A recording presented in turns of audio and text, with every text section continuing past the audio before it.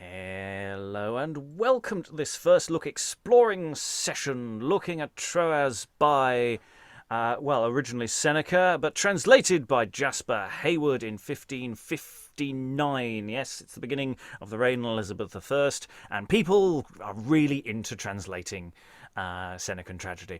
It's a thing, or it's going to become a thing after this. We have already on the Zoom sessions looked at another one of Jasper's translations, the later Thyestes, but this look at a variation on the theme of the Trojan Women is one we're going to look at now. We're not going to stop and start too often, even though this is a first look. We're going to just generally let this text flow through. I can probably pause about halfway through, and maybe after that occasionally a bit more. And we're going to be reading from the argument onwards and get a sense of what this translation does, because this translation does add material to the original text and does all sorts of things. So, yes, we're going to find out a bit more about Jasper's writing style. He is indeed the son of John Heywood, who we've done an awful lot on the podcast about. In fact, you can listen to the full audio works are available on podcast. Every single play has been adapted there of John Heywood, so you can find out a little bit more about his son Jasper this time around.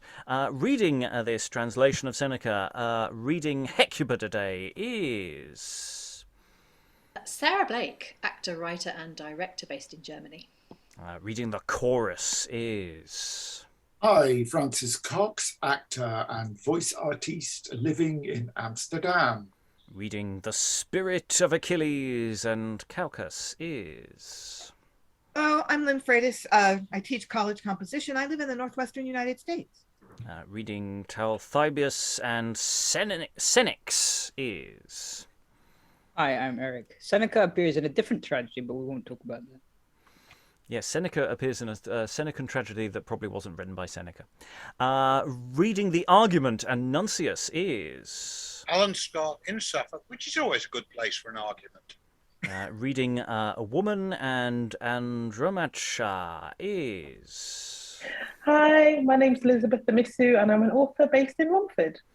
Alternative pronunciations are available. I may be taking the mick. Agamemnon and Helena today is Hello, I'm Helen Good. I'm a historian and I'm in Hull. And joining us, just getting over the finishing line there in time to be announced, reading Pyrrhus and Ulysses is Rachael, actor on the East Coast, all pancakes short of a stack. And I'm your host, Robert Crighton. I will not be reading stage directions, apart from in between acts, when I'll vaguely note that. We're just going to let the text flow on until pausing when the bell rings, and we have a little chat about what's going on. But initially, we're going to have the argument. There's a prefix to this tragedy, which will give us some sort of introductory sort of stuff, and we'll see how this flows. So let's have some arguing, please. The 10 years' siege of Troy, who list to hear, and of the affairs that there befell in fight, read ye the works that long since written were, of all the assaults, and of that latest night, when turrets tops in Troy's they blazed bright. Good clerks they were that have it written well. As for this work, no word thereof doth tell. But Dares Phrygian well can all report, with dictis eke of Crete in Greekish tongue, and Homer tells Troy the Greeks resort in scanned verse, and Maro hath it sung. Each one in writ hath penned a story long, who doubts of aught and casteth care to know. These antique authors shall the story show. The ruins twain of Troy, the cause of each, the glittering helms in fields, the banners spread, Achilles' ires and Hector's fights they teach. There may the jests of many a knight be read, Patroclus, Pyrrhus, Ajax, Diomed, with Troilus, Paris, many other more, that day by day there fought in field full sore. And how the Greeks at end an engine made, a hugy horse, where many a warlike knight enclosed was, the Trojans to invade. With Sinon's craft, when Greeks had feigned flight, while close they lay at Tenedos from sight. Or how Aeneas, else as others say, and false Antenor did the town betray. But as for me, I naught thereof indite. Mine author hath not all that story penned. My pen his words in English must recite, of latest woes that fell on Troy at end. What final fates the cruel god could send, and how the Greeks, when Troy was burnt, gan wreak their ire on Trojans, thereof shall I speak. Not I with spear who pierced was in field, whose throat with their cut or head he covered worse. Nay, bloodshed blows that rent both targe and shield, shall I recite? All that I overpass. The work I write more woeful is, alas, for I, the mother's tears, must here complain, and blood of babes that guiltless have been slain, and such as never could weapon arrest, but on the lap a want dandled be, they yet forgotten. It had the mother's breast. How Greeks them slew, alas, here ye shall see. To make report thereof, I woe is me. My song is mischief, murder, misery, and hereof speaks this doleful tragedy. Thou fury that fell that from the deepest den could cause this wrath of hell on Troy to light, that workest woe, guide thy hand and pen in weeping bursts of sobs and sighs to write. As doth mine author then bewail aright. Help, woeful muse, for me beseemeth well, of others' tears with weeping eye to tell, when battered were to ground the towers of Troy, in writ as ancient authors do recite, and Greeks again repaired to seize with joy. Upriseth here from hell Achilles' sprite, vengeance he craves with blood his death to quite, whom Paris had in Phoebus' temple slain, with guile betrapped for love of Polyxene. And wrath of hell there is none other price that may assuage but blood of her alone. Lexna he craves for sacrifice, with threatenings on the Grecians many won, except they shed her blood before they gone. The sprites, the hell, the deepest pits beneath, the virgin dear, alas, do thrust thy death.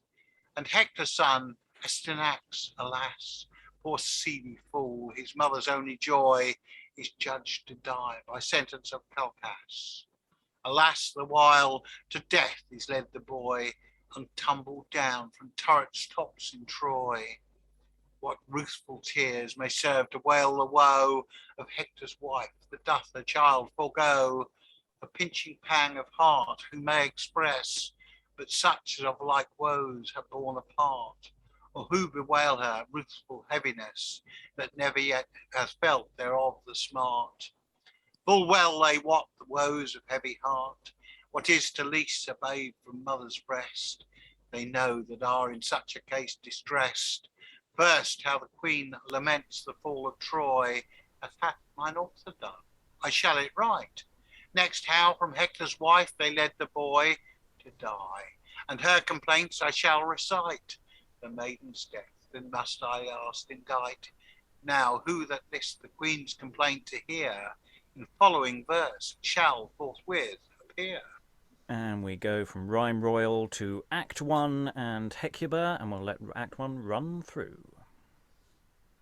Whoso in pomp of proud estate or kingdom sets delight, or who that joys in prince's court to bear the sway of might, nay dreads the fates which from above the wavering gods down flings, but fast affiance fixed hath in frail and fickle things. Let him in me both see the face of fortune's flattering joy, and eke respect the ruthful end of thee, O ruinous Troy. For never gave she plainer proof than yet this present see, how frail and brittle is the state of pride and high degree. The flower of flowering Asia, lo, whose fame the heavens resound, the worthy work of gods above is battered to the ground. and whose assaults they sought afar, from west with banners spread, where Tanais cold her branches seven abroad the world doth shed with hugy host, and from the east, where springs the newest day, where lukewarm Tigris channel runs, and meets the ruddy sea, and which from wandering land of Scythe the band of widows sought, with fire and sword, thus battered be her turrets down to naught. The walls, but late of high renown, lo, here their ruinous fall. The buildings burn, and flashing flame sweeps through the palace all. Thus every house, full high, it smokes of old Assarac's land. Nay, yet the flames withholds from spoil the greedy victor's hand. The surging smoke, the azure sky and light hath hid away, and, with the cloud beset, Troy's ashes stain the dusky day. Through pierced with ire and greedy of heart, the victor from afar doth view the long assaulted Troy, the gain of 10 years' war. And eke the miseries thereof are bores to look upon, and, though he see it yet scant himself, believes might be won. The spoils thereof with greedy hand they snatch and bear away. 1,000 ships would not receive aboard so huge a prey. The ireful might, I do protest, of gods adverse to me, my country's dust, and Trojan king, I call to witness thee, whom Troy now hides, and underneath the stones art overtrod, with all the gods that guides the ghost, and Troy that lately stood. And you also, you flocking ghosts of all my children, dear, ye lesser sprites, whatever ill hath happened to us here, whatever Phoebus' waterish face in fury hath foresaid, at raging rise from seas where erst the monsters had him frayed. In childhood bands I saw it yaw, and wished it should be so, and I in vain before Cassandra told it long ago. Not false Ulysses kindled hath these fires, nor none of his, nor yet deceitful Sinon's craft that hath been cause of this. My fire is where it wherewith ye burn, and Paris is the brand that smoketh in thy towers, O Troy, the flower of Phrygian land.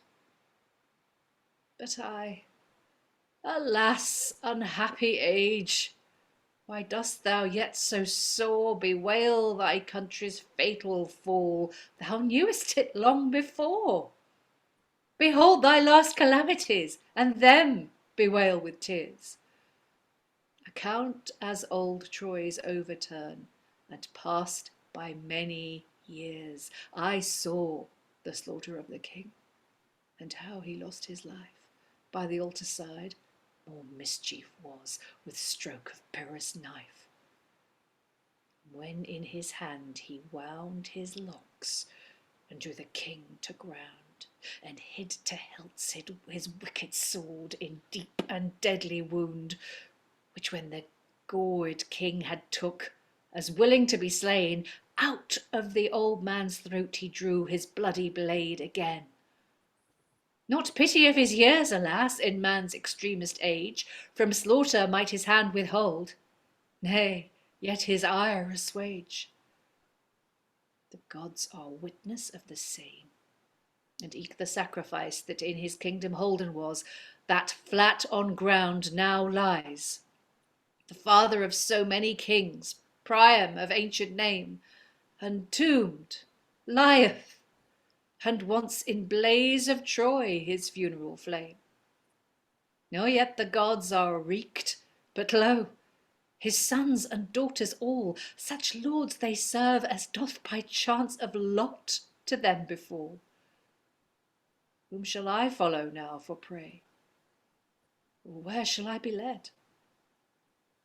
There is perhaps among the Greeks that Hector's wife will wed, Some man desires Helena's spouse, some would Antanos have, and the Greeks there want not some that Cassandra crave. But I, alas, most woeful wight, whom no man seeks to choose. I am the only refuge left, and me they clean refuse. Yea, careful captive company, why stints your woeful cry?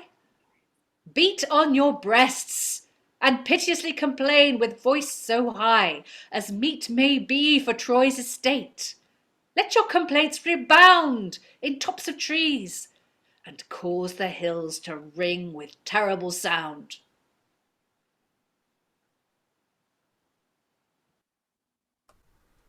And plough straight into the next scene.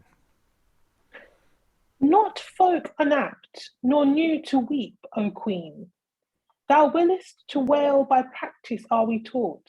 For all these years in such case have we been, since first this Trojan guest Amyclas sought, and sailed the seas that led him on his way with sacred ship to Cybele dedicate, from whence he brought his unrepining prey, the cause, alas, of all this dire debate.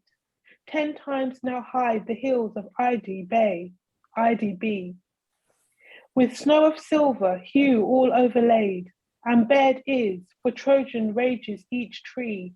10 times in field, the harvestman afraid, the spikes of corn hath reaped, since never day his wailing wants new cause renews our woe.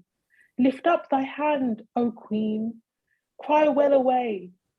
We follow thee, we are well taught thereto. Ye faithful fellows of your casualty, untie the attire that on your heads you wear, and as behoveth state of misery, let fall about your woeful necks your hair. In dust of Troy rub all your arms about, in slacker weed, and let your breasts be tied down to your bellies, let your limbs lie out. For what wedlock should you your bosoms hide? Your garments loose, and have in readiness your furious hands upon your breast to knock. This habit well beseemeth our distress. It pleaseth me. I know the Trojan flock. Renew again your long accustomed cries, and more than erst lament your miseries. We bewail Hector. Our hair we have untied, now everyone, all rent for sorrow of our cursed race.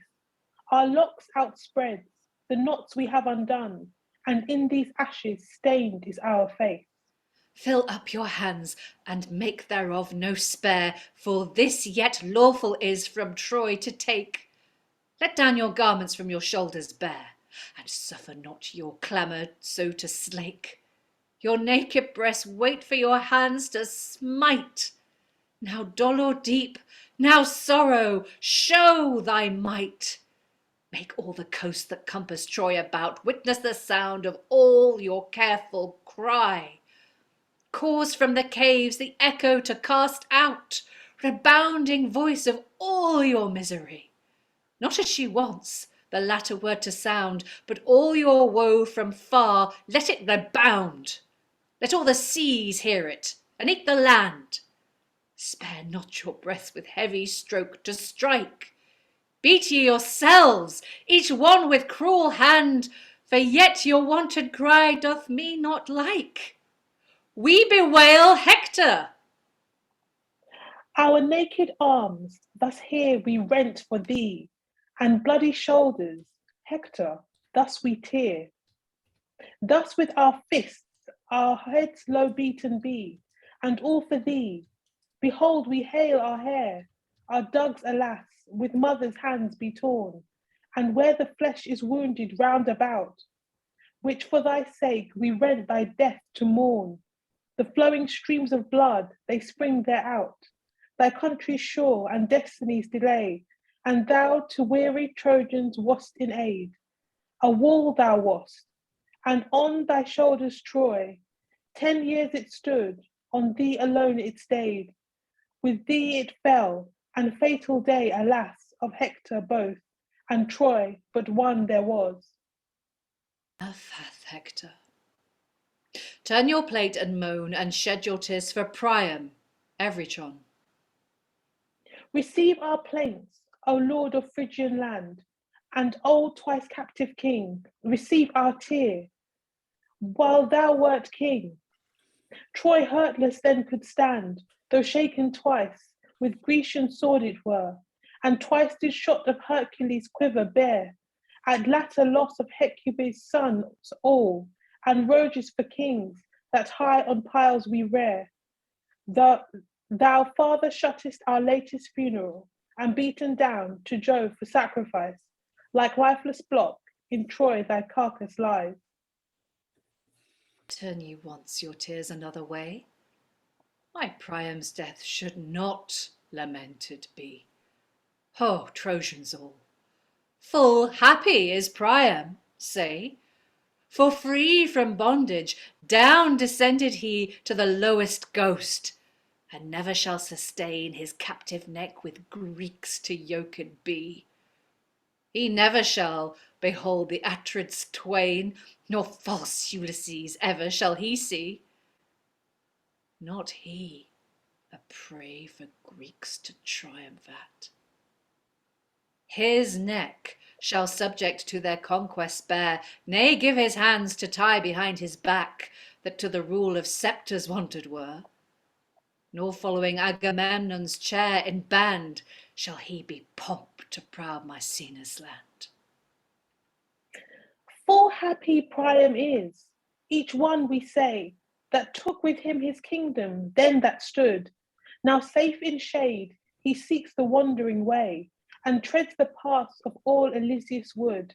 And in the blessed sprites, full happy he, again there seeks to meet with Hector's ghost. Happy Priam, happy whoso may see his kingdom all at once with him be lost. O ye to whom the Lord of land and seas, of life and death, hath granted here the power, lay down your lofty looks, your pride appease. The crowned king fleeth not his fatal hour. Whoso thou be that leadst thy land alone, thy life was limit from thy mother's womb. Not purple robe, not glorious glittering throne, nay, crown of gold redeems thee from the tomb. Ah, a king he was that, waiting for the veil of him that slew the Minotaur in fight, beguiled with blackness of the wonted sail, in seas him sunk, and of his name they hight. So he that will to win the golden spoil, and first with ship by seas to seek renown, in lesser wave at length to death gan boil. And thus the daughters brought their father down, whose songs the woods hath drawn, and rivers held, and birds to hear his notes did theirs forsake, in piecemeal thrown amid the Thracian field, without return hath sought the Stygian lake. They sit above that hold our life in line, and what we suffer down they fling from high. No cark, no care that ever may untwine the threads that woven are above the sky. As witness he that sometimes king of Greece had Jason thought in drenching seas to drown, who scaped both death and gained the golden fleece, whom fate's advance there may no power pluck down.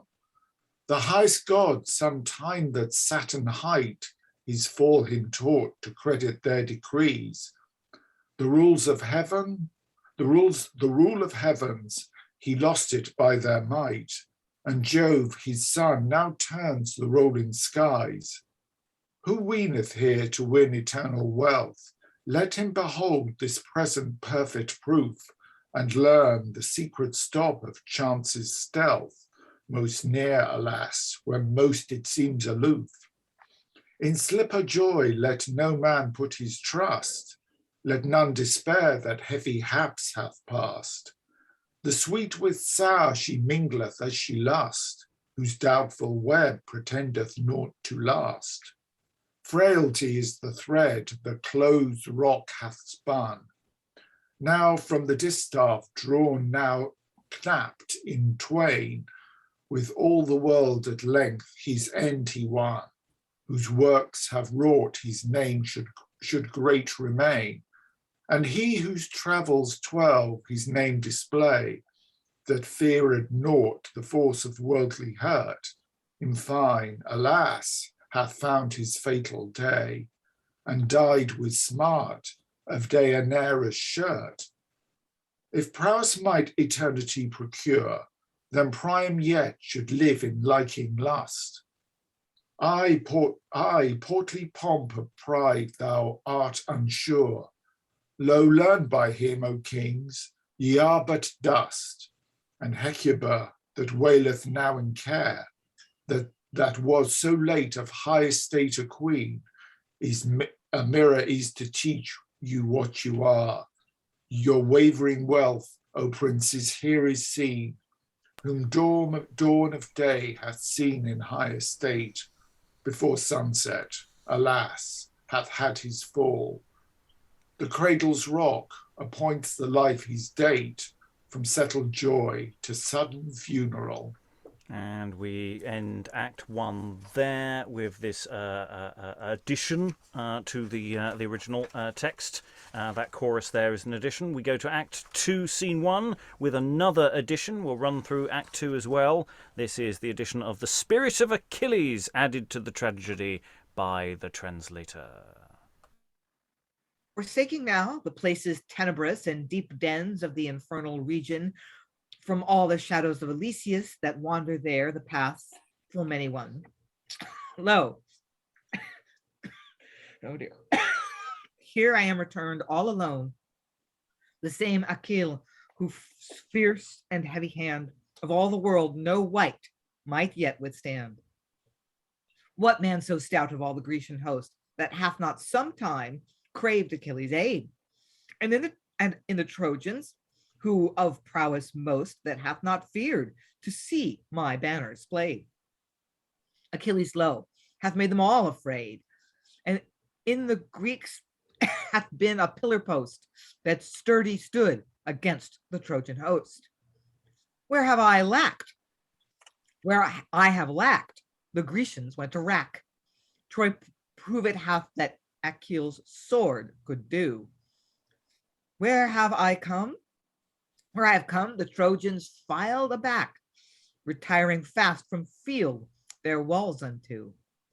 No man that might Achilles' stroke fordo, I dealt such stripes amid the Trojan rout, that with their blood I stained the fields about. Mighty Memnon, that with his Persian band would Priam's part with all the might maintain, lo now he lieth and knoweth Achilles' hand. Amid the field is Troilus also slain. Yet Hector great, whom Troy accompted plain, the flower of chivalry that might be found, all of Achilles had their mortal wound. But Pyrrhus, lo, such was his false deceit, pretending marriage of Polyxene, behind the altar lay for me in wait, where I unwares have fallen unto the train, and in Apollo's church he hath me slain, whereof the hell will now just vengeance have, and here again I come my right to crave. The deep Avern my rage may not sustain, nor bear the angers of Achilles' spite. From Acheron I rent the spoil in twain, and though the ground I grate again it to sight, hell could not hide Achilles from the light. Vengeance in blood doth Orcus pit require, to quench the furies of Achilles' ire. The hateful land, the worse than Tartar is, and burning thrust exceeds of Tantalus. I here behold again, and Troy is this. O travail worse than stone of Sisyphus, and pains that pass the pangs of Tityus. To light more loathsome fury hath me sent than hooked wheel that lion's flesh doth rent. Remembered is allow where sprites do dwell, the wicked slaughter wrought by wily way. Not yet revenged hath the deepest hell Achilles' blood on them that did him slay. But now of vengeance come the ireful day, and darkest den of Tartar from beneath conspires the fates of them that wrought my death. Now mischief, murder, wrath, and hell draweth near, and dire Phlegethon flood doth blood require. Achilles' death shall he be revenged here, with slaughter such as Stygian's lakes desire. Her daughter's blood shall slake the spirit's ire, whose son we slew, whereof doth yet remain the wrath beneath, and hell shall be their pain.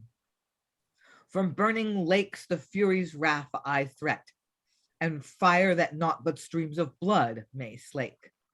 The rage of wind and seas their ships shall beat, and Dittus deep on you shall vengeance take. The spirits cry out, the earth and seas do quake. A pool of Styx, ungrateful Greeks it seeth, with slaughtered blood revenge Achilles' death. The soil doth shake to bear my heavy foot, and feareth again the scepter of my hand. The pools with stroke of thunderclap ring out, the doubtful stars amid their course do stand, and fearful Phoebus hides his blazing brand. The trembling lakes against their course do flight, for dread and terror of Achilles' sprite. Great is the ransom ought of due to me, wherewith ye must the sprites of and hell appease. Polyxena shall sacrificed be upon my tomb, their ireful wrath to please, and with her blood ye shall assuage the seas. Your ships may not return to Greece again till on my tomb Polyxena be slain. And for that she should then have been my wife, I will that Pyrrhus render her to me, and in such solemn sort bereave her life, as ye are wont the weddings for to see. So shall the wrath of hell appeased be, naught else but this may satisfy our ire. Her will I have, and her I you require. Alas, how long the lingering Greeks in haven to make delay, when either war by seas they seek, or home to pass their way? Why, show what course doth hold your ships and Grecian navy stays. Declare if any of the gods have stopped your homeward ways. My mind is mazed, my trembling sinews shake and are afeared, for stranger news of truth than these I think were never heard. Though I myself have plainly seen in dawning of the day, when Phoebus first began to approach and drive the stars away, the earth all shaken suddenly, and from the hollow ground my thought I heard with roaring cry a deep and dreadful sound that shook the woods, and all the trees rung out with thunder stroke. From Ida hills down fell the stones, the mountain tops were broke, and not the earth hath only quaked, but all the sea likewise. Achilles' presence felt anew, and high the surges rise. The cloven ground Erebus pits then showed in deepest dens, that down to gods that guide beneath the way appeared from hence. Then shook the tomb, from whence the anon in flame of fiery light appeareth from the hollow caves Achilles' noble sprite, as wanted he his Thracian arms and banners to display, and wield his weighty weapons well against the assaults of Troy. The same Achilles seemed he then that he was wont to be amidst the hosts, and easily could I know that this was he, with Calchas slain in furious fight, that stopped and filled each flood, and who with slaughter of his hand made Xanthus run with blood, as when in chariot high he sat, with lofty stomach stout, while Hector both in Troy at once he drew the walls about. Aloud he cried, and every coast rang with Achilles' sound, and thus with hollow voice he spake from bottom of the ground: the Greeks shall not with little price redeem Achilles' ire. A princely ransom must they give, for so the fates require. Unto my ashes Polyxene spouse shall be here slain. By Pyrrhus' hand, and all my tomb her blood shall overstain. This said, he sank straight down again to Pluto's deep region. The earth then closed, the hollow caves were vanished and gone. Therewith the weather waxed clear, the raging winds did slake. The tumbling seas began to rest, and all the tempest break.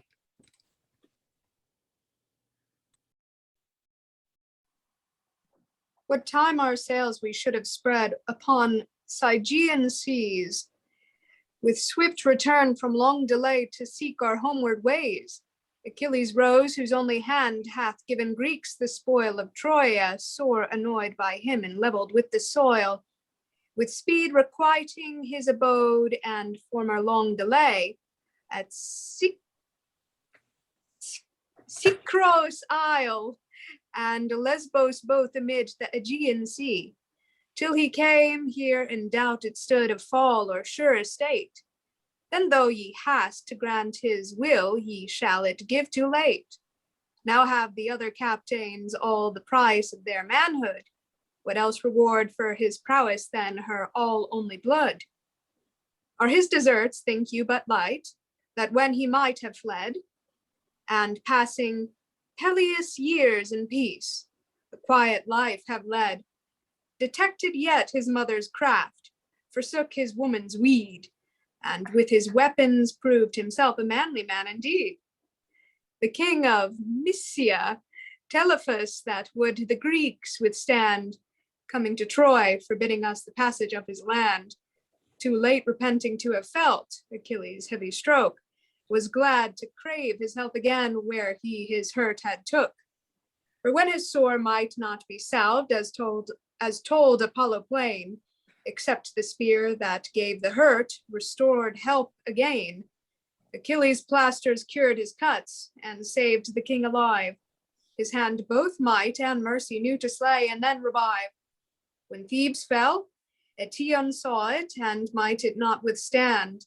The captive king could not redress the ruin of his land. Lyrnessos little likewise felt his hand, and down it fell, with ruin overturned like from top of haughty hill. And taken Briseis land it is, and prisoner is she caught. The cause of strife between the kings is Chryseis come to naught. Tenedos Isle, well known by fame and fertile soil, he took, that fostereth fat the Thracian flocks, and sacred Scylla shook. What boots to blaze the bruit of him whom trump of fame doth show, through all the coasts where Calchas flood with swelling stream doth flow. The rueful ruin of these realms so many towns bet down. Another man would glory count and worthy great renown, but thus my father made his way, and these his journey are. And battles many won he fought, while war he doth prepare. As wished I may his merits, more shall yet not this remain, well known and counted praise enough that he hath Hector slain, during whose life the Grecians all might never take the town. My father only vanquished Troy, and you have plucked it down. Rejoice I may your parents praise, and bruit abroad his acts. It seemeth the son to follow well his noble father's facts. In sight of Priam Hector slain, and Memnon both they lay. With heavy cheer his parents wailed to mourn his dying day. Himself abhorred his handiwork in fight that had them slain. The sons of gods Achilles knew were born to die again. The woman queen of Amazons that grieved the Greeks full sore is turned to flight, then ceased our fear, we dread their bows no more. If ye well weigh his worthiness, Achilles ought to have, though he from Argos or Mycenas would a virgin crave. Doubt ye herein? Allow ye not that straight his will be done, and count ye cruel Priam's blood to give to Peleus' son? For Helen's sake, your own child's blood appeased Diana's ire. A wanted thing and done ere this it is that I require. The only fault of youth, it is not to refrain his rage. The father's blood already stirs in Priam's wanton age. Sometimes Achilles' grievous checks I bear with patient heart. The more thou mayst, the more thou ought'st to suffer in good part. Whereto would ye with slaughtered blood a noble spirit stain? Think what is meet the Greeks to do, and Trojans to sustain. The proud estate of tyranny may never long endure. The king that rules with modest mien of safety may be sure. The higher step of princely state that fortune hath us signed, the more behoveth a happy man humility of mind, and bread the change that chance may bring, whose gifts so soon be lost, and chiefly then to fear the gods, while they the favour most is beating down that war hath won. By proof I have been taught what pomp and pride in twink of eye may fall and come to naught. Troy made me fierce and proud of mind. Troy makes me frayed withal. The Greeks now stand where Troy late fell. Each thing may have his fall. Sometime I grant I did myself the sceptres proudly bear. The thing that might advance my heart makes me the more to fear. Thou, Priam, perfect proof presentest. Thou art to me eftsoons a cause of pride, a glass of fear, a mirror for the noons.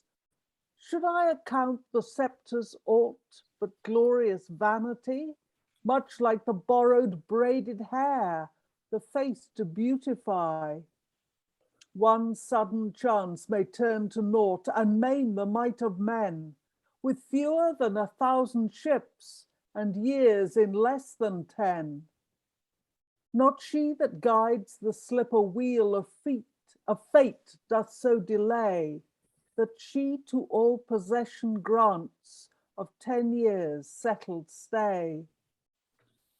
With leave of Greece, I will confess, I would have won the town, but not with ruin thus extreme to see it beaten down. But lo, in battle made by night and rage of fervent mind, could not abide the bridling bit that reason had assigned. The happy sword, once stained with blood, unsatiable is, and in the dark the fervent rage doth strike thee more amiss. Now are we wreaked on Troy, so much let all that may remain. A virgin born of prince's blood, for offering to be slain, and given to be stain the tomb and ashes of the dead, and under name of wedlock see the guiltless blood be shed. I will not grant, for mine should be thereof both fault and blame, who, when he may forbiddeth not offence, doth will the same. And shall his sprites have no reward their angers to appease? Yes, very great, for all the world shall celebrate his praise, and lands unknown that never saw the man so praised by fame shall heat and keep for many years the glory of his name. If bloodshed veil his ashes, ought strike of an ox's head, and let no blood that may be cause of mother's tears be shed.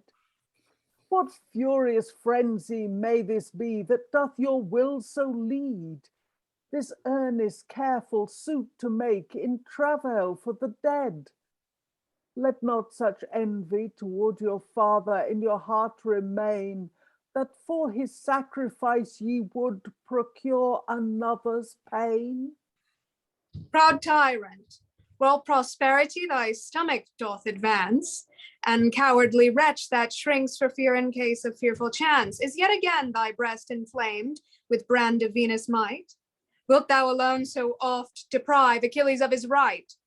This hand shall give the sacrifice, the which if thou withstand, a greater slaughter shall I make, and worthy Pyrrhus' hand. And now too long from prince's slaughter doth my hand abide, and meet it were that Polyxene were laid by Priam's side. I not deny, but Pyrrhus' chief renown in war is this, that Priam slain with cruel sword, to your father humbled is. My father's foes, we have them known, submit themselves humbly, and Priam presently ye wot, was glad to crave mercy. But thou for fear not stout to rule, liest close from foes upset. Well, while thou to Ajax and Ulysses dost thy will commit.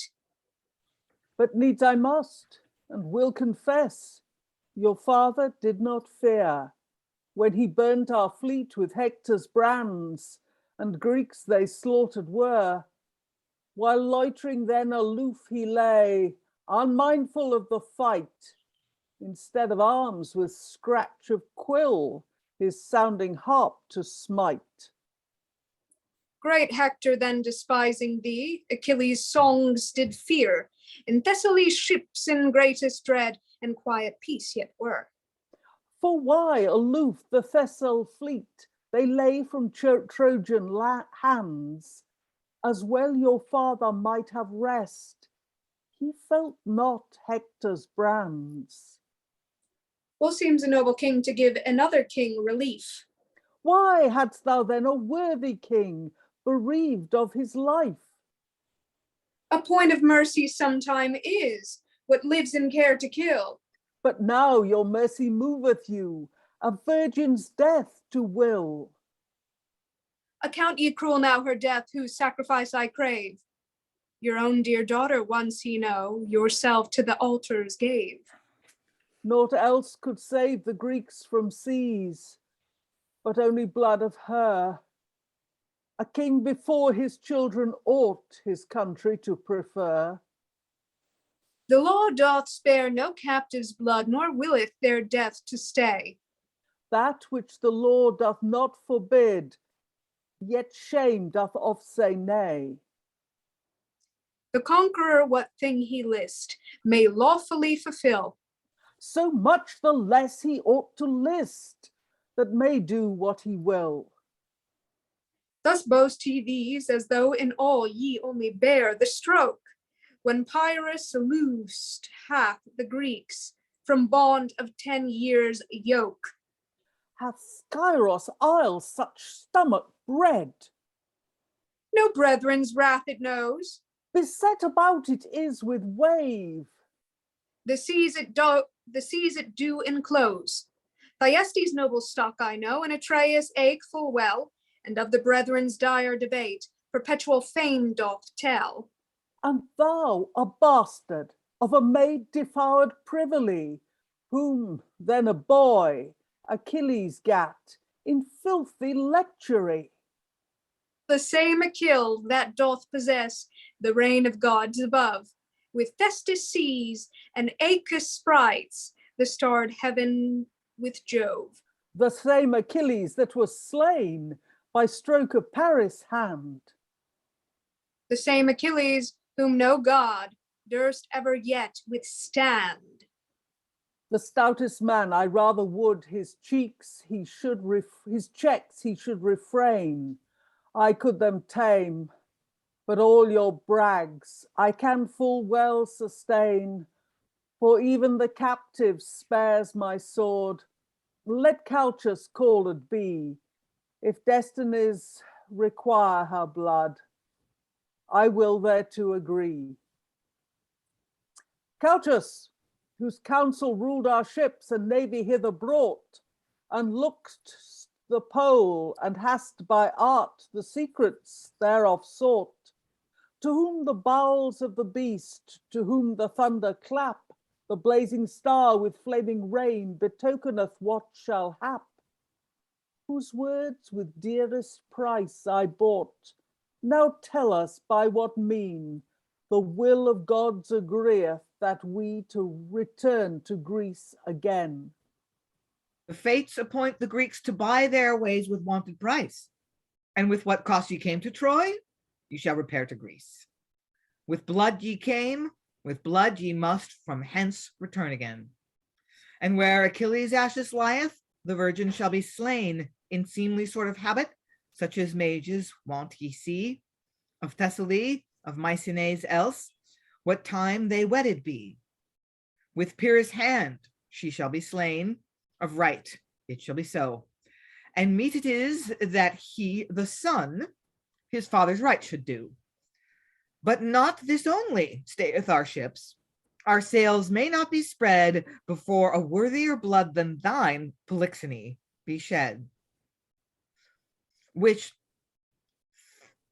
thirst the fates for Priam's nephew, Hector's little boy, the Greeks shall tumble headlong down from the highest tower in Troy. Let him there die, the only way ye shall the gods appease. Then spread your 1,000 sails with joy. Ye need not fear the seas. May this be true, or doth the fable feign? When corpse is dead, the sprite to live as yet. When death our eyes with heavy hand doth strain, and fatal day our leams of light hath shed, and in the tomb our ashes once beset. Hath not the soul likewise his funeral? But still, alas, do wretches live in thrall? Or else doth all at once together die, and may no part his fatal hour delay? But with the breath the soul from hence doth fly, and eke the clouds to vanish quite away, as danky shade fleeth from the pole by day, and may no jot escape from destiny, when once the brand hath burned the body. Whatever then the riser's sun may see, and what the west that sets the sun doth know, in all Neptunus' reign, whatever be, that restless seas do wash and overflow, with purple waves still tumbling to and fro, age shall consume, each thing that liveth shall die, with swifter race than Pegasus doth fly. And with what world the twice six signs do fly, with course as swift as rector of the spheres, doth guide those glistering globes eternally, and Hecate her changed horns repairs, so draweth on earth, and life of each thing wears. And never may the man return to sight, that once hath felt the stroke of Parcus' might. For as the fume that from the fire doth pass, with turn of hand doth vanish out of sight, and swifter than the northern Boreas, with whirling blast and storm of raging might, driveth far away and puts the cloud to flight, so fleeth the sprite that rules our life away, and nothing tarrieth after dying day. Swift is the race we run, at hand the mark. Lay down your hope that wait here ought to win, and who dreads aught, cast off thy careful cark. Wilt thou it wot what state thou shalt be in, when dead thou art, as thou hadst never been? For greedy time it doth devour us all, the world it sways to chaos, heap to fall. Death hurts the corpse and spareth not the sprite. And as for all the dens of Taenarr deep, with Cerberus' kingdom dark that knows no light, and straitest gates that he there sits to keep, they fancies are that follow folk by sleep. Such rumours vain, but feigned lies they are, and fables like the dreams in heavy care. O dreadful day, alas, the sorry time is come of all the mother's rueful woe. Astyanax, alas, thy fateful line of life is worn, to death straight shalt thou go. The sisters have decreed it should be so. There may no force, alas, escape their hand. Their mighty love, their will may not withstand. To see the mother, her tender child forsake, What gentle heart that may from tears refrain, or who so fierce that would no pity take, to see, alas, this guiltless infant slain? For sorry heart the tears mine eyes do stain, to think what sorrow shall her heart oppress, her little child to least remediless. The double cares of Hector's wife to wail, good ladies, have your tears in readiness, and you with whom should pity most prevail, rue on her grief, bewail her heaviness, with sobbing heart, lament her deep distress, when she with tears shall take leave of her son. And now, good ladies, hear what shall be done. And we'll just briefly pause there. So once again, we've had a little bit added by the translator, and it seems like what the translator's doing is, by adding these bits, is just linking the speech that's just happened with and explaining this bit is coming up next. And look, here comes someone crying. Be ready to cry. There's a sad bit coming. So these additions are really interesting. Actually, I'm kind of liking them. I've said in the chat, we were sort of talking about that. It's like just making sure that anyone who's new to classical tragedy, just make sure here's some backstory, just additional backstory, and and this bit's coming up next, and it's not quite baby's first Roman tragedy, but it has that sort of element of just over explaining some things that's been added in. We've also had a lot of different verse forms dancing about all over the place. And we've once again hit the danger that happens with 14ers, of which is everyone suddenly starts talking very slowly. Just give yourself a kick up the arse, because it happens. You'll get halfway through a speech and then everything just starts getting slower. Especially with something which is so cheerful. I mean, it's just such a happy story of people who have just come from a really, really terrible situation to another not great situation. Any thoughts in the room briefly before we dive back into the text as we go into Act 3? We've been very vocal on the chat. I'll go to Helen, then Eric, then Alan. It certainly got a lot more interesting when we got some actual dialogue. Mm. These thumping monologues are all very well, but when you're actually chatting with somebody, especially if you're putting forward differing points of view, it's a much better play. Mm. Well, I say we're in this sort of quasi-literary mode as well, because this it may have been performed, but it wasn't designed to be performed. It was designed to be read. Certainly in terms of this version. So we are sort of in between two worlds. Eric, then Alan, then Lynn. I was just going to say I'm enjoying that the rhyme is actually helping things along, because sometimes you're like, I don't know what this. Oh, okay, yes, that helps. It helps you get to the next line. So it's kind of, it's because of the rhyming couplets or, AB whatever. It helps you sort of figure out where the thoughts are and where they end. Alan. Very much the same point that Helen was making about it does come alive when you start getting dialogue or characters interacting, because a lot of the monologues I was going, oh, yeah, fine, okay, how many times do you need to go through this? Lynn. Yeah, I mean, written to be read, certainly, but written to be read aloud, though. I feel like I'm actually impressed by the technical skill of the verse. That remember we read that Plowton comedy a couple of weeks back, and we were just all flummoxed by the syntax. Like the translator had to manipulate the English syntax so heavily to get the rhymes to fall. It was just like we had no idea what we were saying. And I feel like we don't have that sort of impenetrability problem here. It's still pretty clear where the nouns and the verbs are and so forth. And still we have a fairly complex rhyme pattern, a lot of decorative alliteration. So I'm just sort of impressed by the technical skill that he can write sentences that you can still parse, but rhyme in a very demanding pattern, and also throw in some pretty alliteration.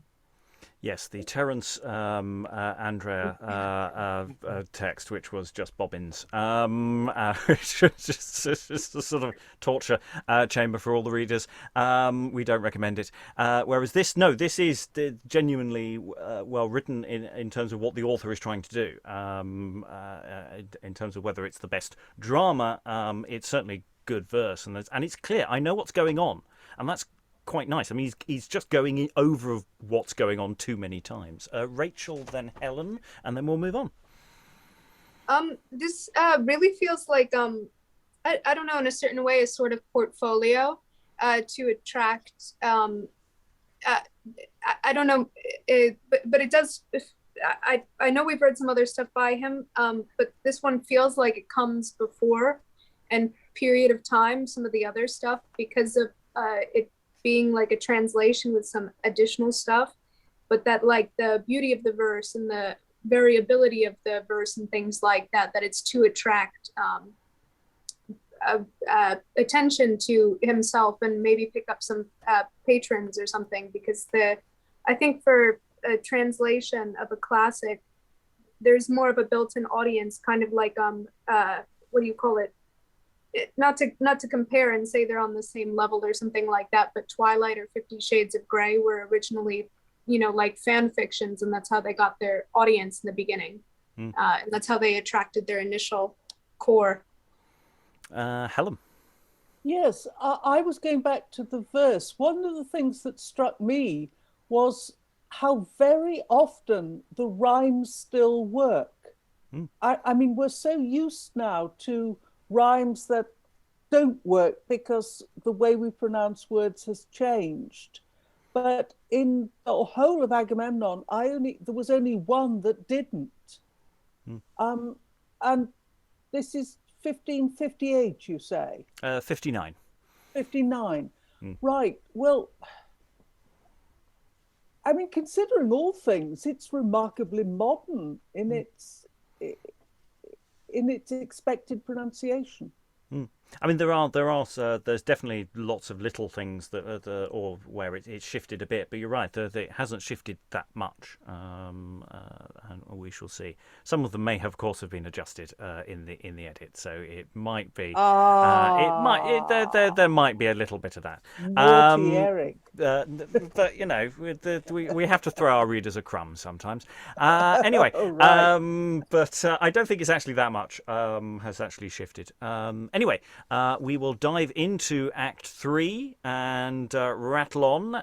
We've got a whole host of people who are similarly not necessarily very happy. Keep the energy up, keep the pace going. Let's see how it goes. Alas, ye careful company, why held ye thus your hairs?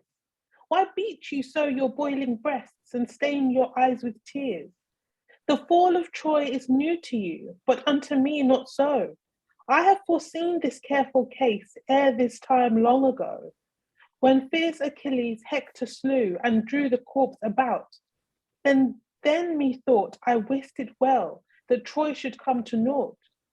In sorrow sunk I senseless am, and rapt, alas, it woe.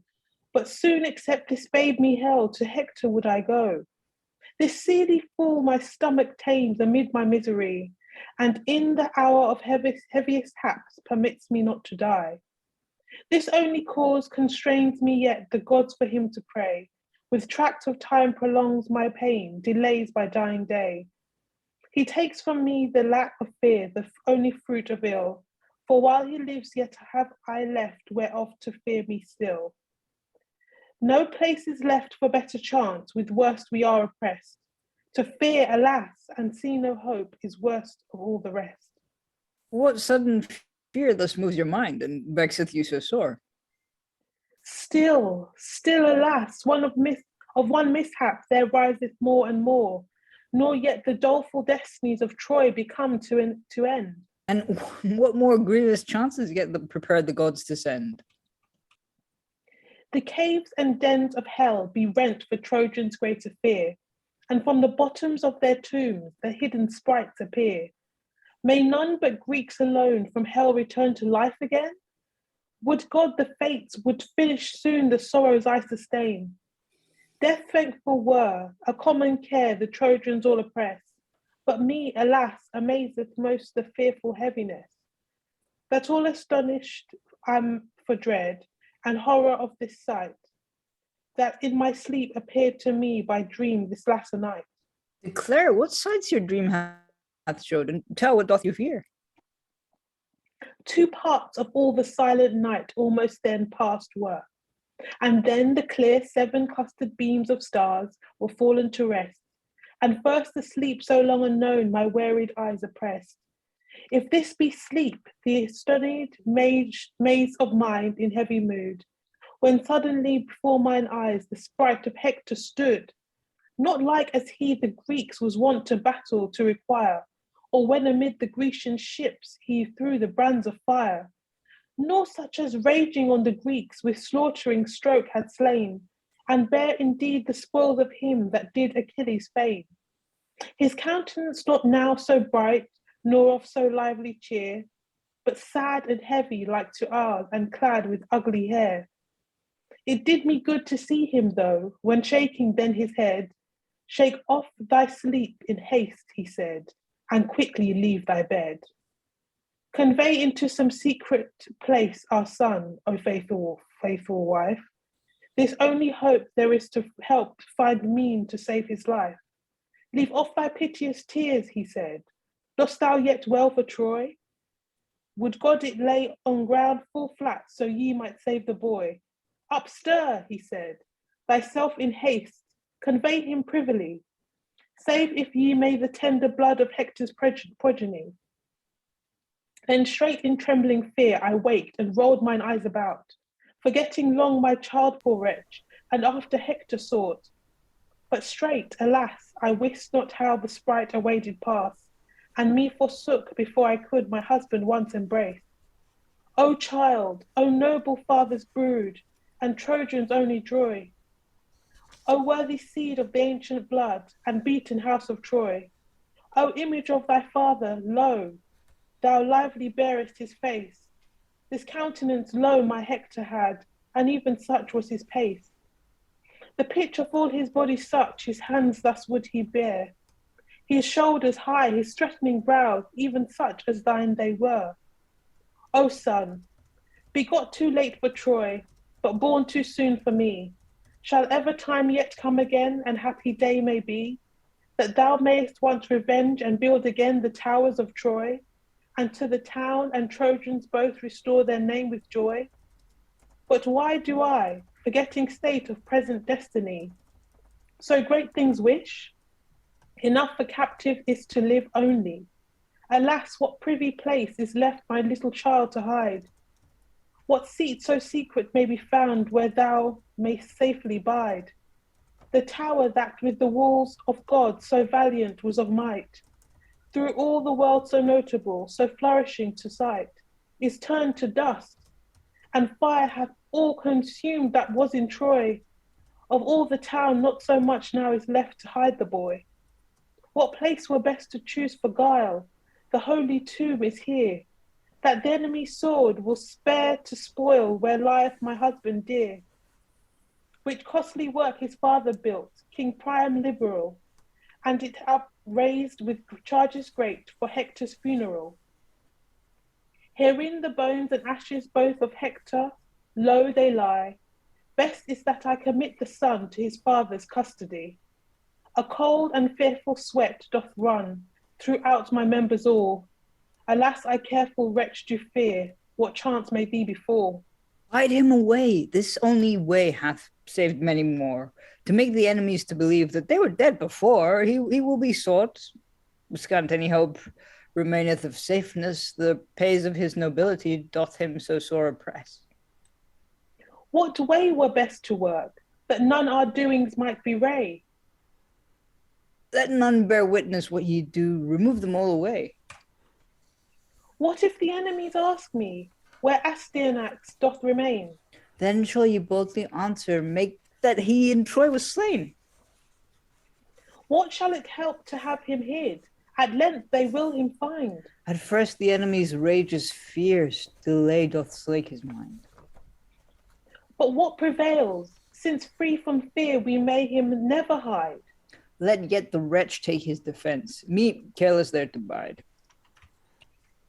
What land unknown out of the way, what unfrequented place may keep thee safe? Who aids our fear? Who shall defend our case? Hector, Hector, that evermore thy friends didst well defend, now chiefly aid thy wife and child, and us some succour send. Take charge to keep and cover close the treasures of thy wife, and in thy ashes hide thy son, preserve in tomb his life. Draw near, my child, unto the tomb. Why fliest thou backward so? Thou takest great scorn to lurk in dens, thy noble heart I know. I see thou art ashamed to fear, shake of thy princely mind, and bear thy breast as thee behooves, as chance hath thee assigned. Behold our case, and see what flock remaineth now of Troy. The tomb, I woeful captive wretch, and thou a seely boy. But yield we must to sorry fates, thy chance must break thy breast. Go to, creep underneath thy father's holy seats to rest. If aught the fates may wretches help, thou hast thy safeguard there. If not, already then, poor fool, thou hast thy sepulchre. The tomb him closely hides, but least your fear should him betray, let him here lie, and far from hence go ye some other way.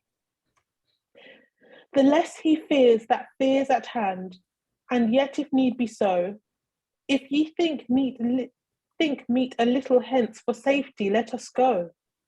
A little while keep silence now, refrain your plaint and cry. His cursed foot now hither moves the Lord of Cephali. Now open earth, and thou my spouse, from sticks rend up ye ground. Deep in thy bosom hide thy son, that he may not be found. Ulysses comes with doubtful pace and changed countenance. He knits in heart deceitful craft for some more grievous chance. Though I be made the messenger of heavy news to you, this one thing first I shall desire, that ye take this for true, that though the words come from my mouth, and I my message tell, of truth yet are they none of mine, ye may believe me well. It is the word of all the Greeks, and they the authors be, whom Hector's blood doth yet forbid their countries for to see. Our careful trust of peace unsure doth still the Greeks detain, and evermore our doubtful fear yet draweth us back again, and suffereth not our wearied hands our weapons to forsake, and child yet of Andromacha, well Trojans comfort take. And saith your ogre Calchas so? Though Calchas nothing said, yet Hector tells it us himself, whose seed are we frayed. The worthy blood of noblemen, oft times we see it plain, doth after in their heirs succeed, and quickly springs again. For so the hornless youngling yet, of high and sturdy beast, with lofty neck and branched brow, doth shortly rule the rest. The tender twig that of the lopped stalk doth yet remain, to match the tree that bare the bough, in time starts up again. With equal top to former wood the room it doth supply, and spreads on soil alow the shade, to heaven his branches high. Thus of one spark by chance yet left it happeneth so full oft, the fire hath quickly caught his force and flameth again aloft. So scare we yet, least Hector's blood might rise ere it be long. Fear casts in all the extremity and oft interprets wrong. If ye respect our case, ye may not blame these old soldiers, though after years and months twice flew, they fear again the wars and other travails, dreading Troy, not yet to be well won. A great thing doth the Grecians move, the fear of Hector's son. Rid us of fear, this stayeth our fleet and plucks us back again, and in the haven our navy sticks, till Hector's blood be slain. Count me not fierce, for that by fates I Hector's son require, for I as well if chance it would Orestes should desire. But since that needs, it must be so. Bear it with patient heart, and suffer that which Agamemnon suffered in good part. Alas, my child, would God thou wert yet in thy mother's hand, and that I knew what destinies thee held, or in what land. For never should the mother's faith her tender child forsake, though through my breast the enemies all their cruel weapons strake. Nor though the Greeks with pinching bands of iron my hands had bound, or else in fervent flame of fire beset my body round. But now my little child, poor wretch, alas, where might he be? Alas, what cruel destiny, what chance hath happened to thee, have happed to thee? Art thou yet ranging in the fields, and wanderest there abroad, or smothered else in dusty smoke of Troy, or overtrod? Or have the Greeks thee slain, alas, and laugh to see thy blood? Or torn art thou with jaws of beasts, or cast to fowls for food? Dissemble not. Hard is for thee, Ulysses, to deceive. I can full well the mother's crafts and subtlety perceive. The policy of goddesses Ulysses hath undone. Set all these feigned words aside. Tell me, where is thy son? Where is Hector? Where all the rest that had with Troy their fall? Where Primus? You ask for one, but I require of all. Thou shalt constrained be to tell the thing thou dost deny. A happy chance were death to her that doth desire to die. Who most desires to die would fains to live when death draweth on. These noble words with present fear of death should soon be gone. Ulysses, if ye will constrain Andromacha with fear, threaten my life for now to die, my chief desire it were. With stripes, with fire tormenting death, we will the truth outrest. And dolour shall thee force to tell the secrets of thy breast, and what thy heart hath deepest hid for pain thou shalt express. Oft times the extremity prevails much more than gentleness. Set me in midst of burning flame, with wounds my body rent. Use all the means of cruelty that ye may all invent. Prove me with thirst and hunger both, and every torment try. Pierce through my sides with burning irons, in prison let me lie. Spare not the worst ye can devise, if aught be worse than this. Yet never get ye more of me, I wot not where he is. It is but vain to hide the thing that straight ye will detect. No fears may move the mother's heart, she doth them all neglect. This tender love ye bear your child, wherein ye stand so stout, so much more circumspectly warneth the Greeks to look about. Least after 10 years' tract of time and battle borne so far, someone should live that on our children might renew the war. As for myself, what Calchas saith, I would not fear at all, but on Telemachus I dread, the smart of wars would fall. Now will I make Ulysses glad, and all the Greeks also. Needs must thou, woeful wretch, confess, declare thy hidden woe. Rejoice, ye sons of Atreus, there is no cause of dread. Be glad, Ulysses, tell the Greeks that Hector's son is dead. By what assurance proves thou that? How shall we credit thee? Whatever thing the enemy's hand may threaten hap to me, let speedy fates me slay forthwith, and earth me hide at once, and after death from tomb again, remove ye Hector's bones. Except my son already now do rest among the dead, and that except Astyanax into his tomb be led. Then fully are the fates fulfilled with Hector's child's decease. Now shall I bear the Grecians' word of sure and certain peace. Ulysses, why, what dost thou now? The Greeks will every Tron believe thy words. Whom credit'st thou? The mother's tale alone.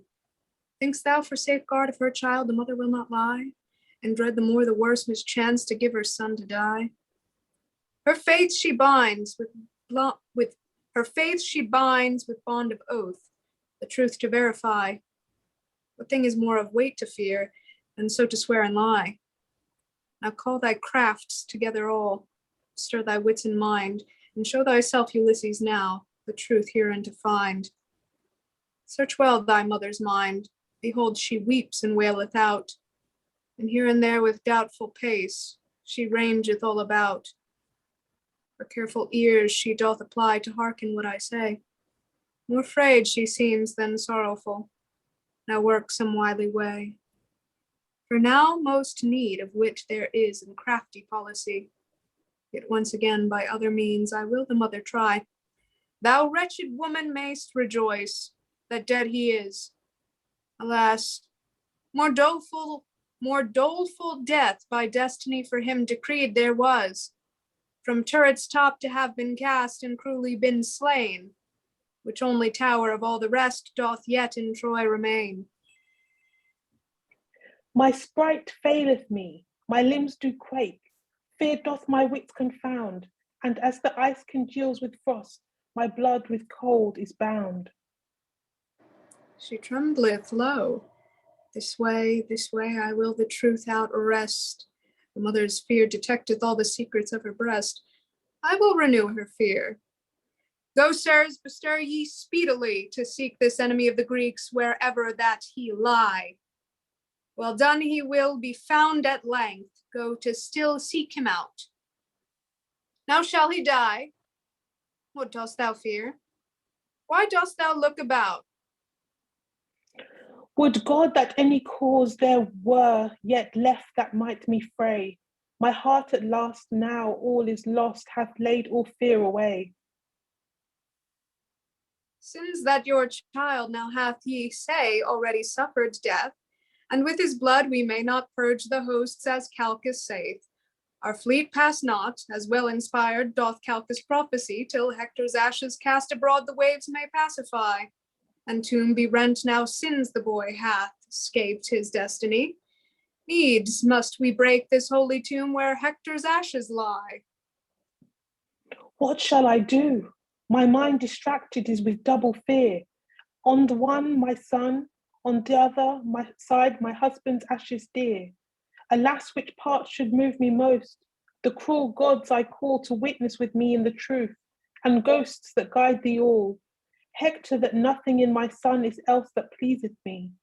But thou alone, God, grant him life, he might resemble thee. Shall Hector's ashes drowned be? Hide I such cruelty, to see his bones cast in the seas? Yet let Astyanax die. And canst thou, wretched mother, bide thine own child's death to see, and suffer from the high tower's top that headlong throne he be? I can and will take in good part, his death and cruel pain, so that by Hector after death be not removed again.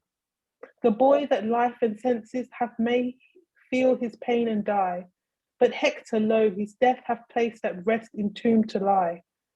What dost thou stay? Determine which thou wilt preserve of twain. Art thou in doubt? Save this. Lo, here thy Hector doth remain. Both Hectors be, the one quick of sprite and drawing toward his strength, and one that may perhaps revenge his father's death at length. Alas, I cannot save them both. I think that best it were, that of the twain I saved him that doth the Grecians fear. It shall be done that Calchas' words to us doth prophecy, and now shall all the sumptuous work be thrown down utterly. That once ye sold? I will it all from top to bottom rend. The faith of gods I call upon Achilles us defend, and Pyrrhus aid thy father's right. This tomb abroad shall lie. O mischief! Never durst the Greeks show yet such cruelty.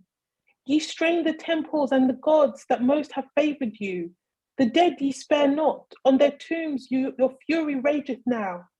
I will their weapons all resist myself with naked hand. The ire of heart shall give me strength their armour to withstand. As fierce as did the Amazons beat down the Greeks in fight, and Minos once inspired with God in sacrifice doth smite. With spear in hand, and while with furious pace she treads the ground, and would as one enraged he strikes, and feeleth not the wound. So will I run on midst of them, and on their weapons die, and in defence of Hector's tomb among his ashes lie. Cease ye, doth rage and fury vain of women move ye aught? Dispatch with speed what I command, and pluck down all to naught. Oh, slay me rather here with sword, rid me out the way, break up the deep Avern, and rid my destiny's delay. Rise, Hector, and beset thy foes, break thou Ulysses' ire. A sprite art good enough for him, behold he casteth fire. And weapon shakes with mighty hand, do ye not Greeks him see? Or else doth Hector's sprite appear, but only unto me? Down quite withal. What, wilt thou suffer both thy sons be slain, and after death thy husband's bones to be removed again? Perhaps thou mayest with prayer yet appease the Grecians all, else down to ground the holy tomb of Hector straight shall fall. Let rather die the child, poor wretch, and let the Greeks him kill, than father and the son should cause the tone the others ill. Ulysses, at thy knees I fall, and humbly ask mercy. These hands that no man's feet else knew, first at thy feet they lie. Take pity on the mother's case and sorrows of my breast. Vouchsafe my prayers to receive and grant me my request. And by how much the more the gods have thee advanced high, more easily strike the poor estate of wretched misery. God grant the chaste bed of thy godly wife Penelope, may thee receive, and so again Laerta may thee see, and that thy son Telemachus may meet thee joyfully, his grandsire's years and father's wit to pass full happily. Take pity on the mother's tears, her little child to save. He is my only comfort and the only joy I have. Bring forth thy son and ask. Come hither, child, out of the dens to me, thy wretched mother's lamentable store. This babe Ulysses, lo, this babe is he that stayeth your ships and fareth you so sore. Submit thyself, my son, with humble hand, and worship flat on ground thy master's feet. Think it no shame, as now the case doth stand, the thing that fortune willeth a wretch's meet. Forget thy worthy stock of kingly kind, think not on Priam's great nobility, and put thy father Hector from thy mind. Such as thy fortune let thy stomach be. Behave thyself as captive, bend thy knee, and though thy grief pierce not thy tender years, yet learn to wail thy wretched state by me, and take ensample at thy mother's tears. Once Troy hath seen the weeping of a child, when little Priam turned Alcides' threats, and he to whom all beasts in strength yield, that made his way from hell and break their gates, his little enemies' tears yet overcame. Priam, he said, receive thy liberty, in seat of honour keep thy kingly name, but yet thy sceptres rule more faithfully, lo such the conquest was of Hercules. Of him yet learn your hearts to mollify, do only Hercules' cruel weapons please, and may no end be of your cruelty? No less than Priam kneels to thee this boy, that lieth and asketh only life of thee. As for the rule and governance of Troy, wherever fortune will there let it be. Take mercy on the mother's rueful tears, that with their streams my cheeks do overflow, and spare this guiltless infant's tender years, that humbly falleth at thy feet so low. Of truth the mother's great sorrow doth move my heart full sore, but yet the mothers of the Greeks of need must move me more, to whom this boy may cause in time a great calamity. May ever he the burnt ruins of Troy re-edify? And shall these hands in time to come erect the town again? If this be the only help we have, there doth no hope remain for Troy. We stand not now in case to cause your fear of mine. Doth aught avail his father's force, or stock of noble kind? His father's heart abated was, he drawn the walls about.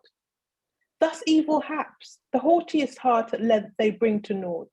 If ye will needs oppress a wretch, what thing more grievous were, then on his noble neck he should the yoke of bondage bear. To serve in life doth any man this to a king deny? Not Ulysses with his death, but Calchas' prophecy.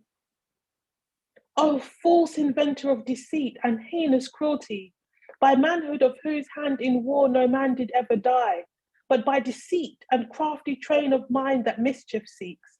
Before this time full many one dead is, yea, of the Greeks. The prophet's words and guiltless gods sayest thou, my son, require? Nay, mischief of thy breast it is. Thou dost his death desire? Thou dost his death desire. Thou knight soldier, and stout of heart, a little child to stay, this enterprise thou takest alone, and that by open day. Ulysses' manhood well to Greeks, too much to you is known. I may not spend the time in words, our navy will be gone. A little stay, while I my last farewell give to my child, and have with oft embracing him my greedy sorrows filled. Thy grievous sorrows to redress, would God it lay in me, but at thy will to take delay of time I granted thee. Now take thy last leave of thy son, and fill thyself with tears. Oft times the weeping of the eyes, the inward grief outwears.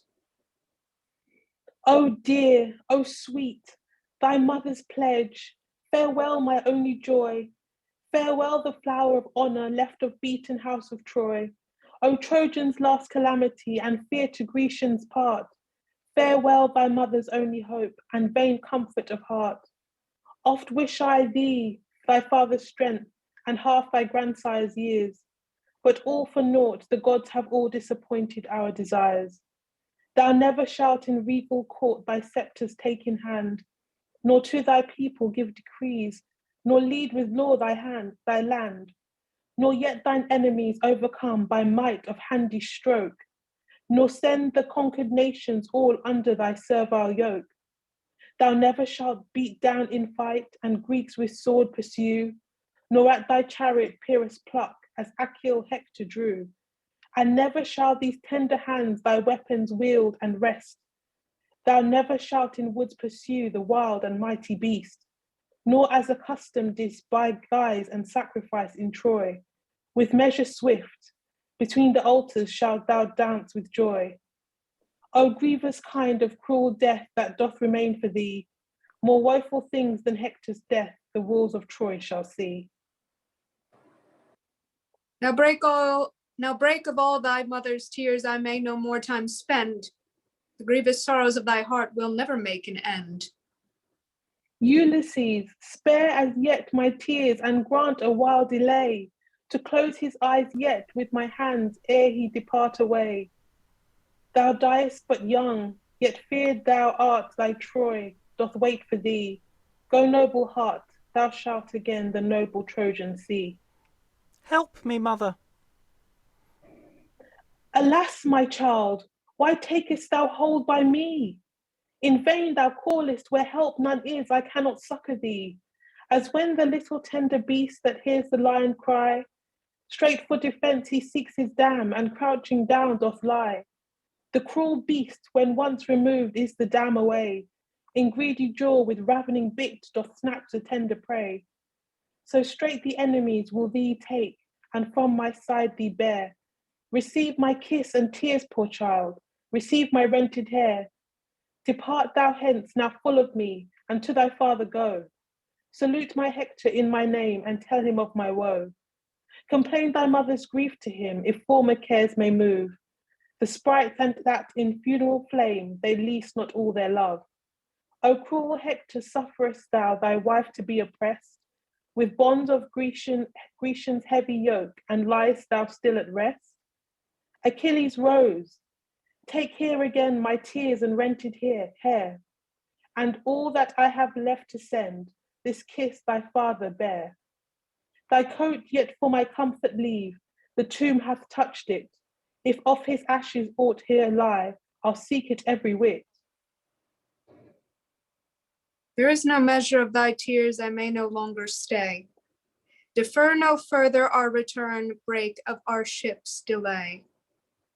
O Jove, that lead'st the lamps of fire and deck'st with flaming stars the sky, why is it ever thy desire to care their course so orderly, that now the frost the leaves hath worn, and now the spring doth clothe the tree?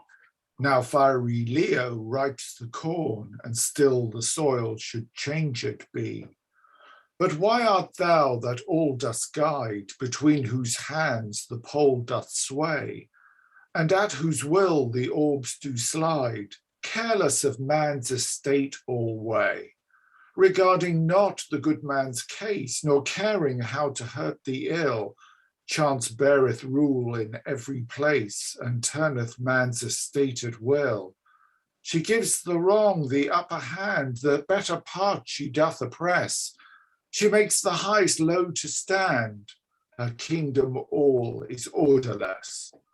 O perfect proof of her frailty, the princely towers of Troy beat down, the flower of Asia here ye see, with turn of hand quite overthrown, the rueful end of Hector's son, whom to his death the Greeks have led.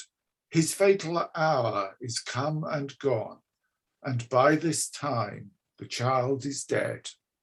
Yet still, alas, more cares increase, O Trojans' doleful destiny. Fast doth approach the maid's decease, and now Polyxene shall die. And we go from that adjusted chorus to Act 4 after a really long Act 3. Act 4 and Act 5 are quite short. And we have a lot of very happy people on stage. Whatever woeful wedding yet were cause of funeral, of wailing tears, blood, slaughter else, or other mischiefs all, a worthy match for Helena, and meet for me it were. My wedding torch hath been the cause of all the Trojans' care. I am constrained to hurt them yet, after their overthrow. The false and feigned marriages of Pyrrhus must I show, and give the maid the Greeks' attire, and by my policy so shall Paris' sister be betrayed, and by deceit shall die. But let her be beguiled thus, the less should be her pain, if that unaware with fear of death she might be slain. What seest thou the will of Greeks and message to fulfill? Of hurt constrained, the fault returneth to the author of the ill. O noble virgin, of the famous house and stock of Troy, to thee the Grecians have me sent, I bring thee news of joy. The gods rue on thy afflicted state, more merciful they be. A great and happy marriage, lo, they have prepared for thee. Thou never should, if Troy had stood, so nobly wedded be, nor Priam never could prefer thee to so high degree. Whom flower of all the Grecians name, the prince of honor high, that bears the scepters o'er the land of Thessaly, doth in the law of wedlock choose, and for his wives require, to sacred rites the lawful bed, doth Pyrrhus thee desire. Lo, Thetis great with all the rest, the gods that guide by sea, each one shall thee account as theirs, and joy by wedding day. And Peleus shall thee daughter call, when thou art Pyrrhus' wife, and Nereus shall account thee his, the space of all thy life. Put off thy mourning garment now, this regal vesture wear. Forget henceforth thy captive state, and seemly braid thy hair. The fall hath lift thee higher up, and doth thee more advance. Oft to be taken in the war, doth bring the better chance. This ill the Trojans never knew in all their griefs and pain. Before this time ye never made us to rejoice in vain. Troy towers give light, O seemly time for marriage to be made. Who would refuse the wedding day that Helen doth persuade? The plague and ruin of each part, behold, dost thou not see? These tombs of noble men, and how their bones here scattered be. Thy bridebed hath been cause of this, for thee all these be dead. For thee the blood of Asia both, and Europe hath been shed. When thou in joy and pleasure both the fighting folk from far hast viewed, in doubt to whom to wish the glory of the war. Go to, prepare the marriages, what need the torches light? Behold the towers of Troy do shine with brands that blaze full bright. O Trojans, all set to your hands, this wedlock celebrate. Lament this day with woeful cry and tears in seemly rate.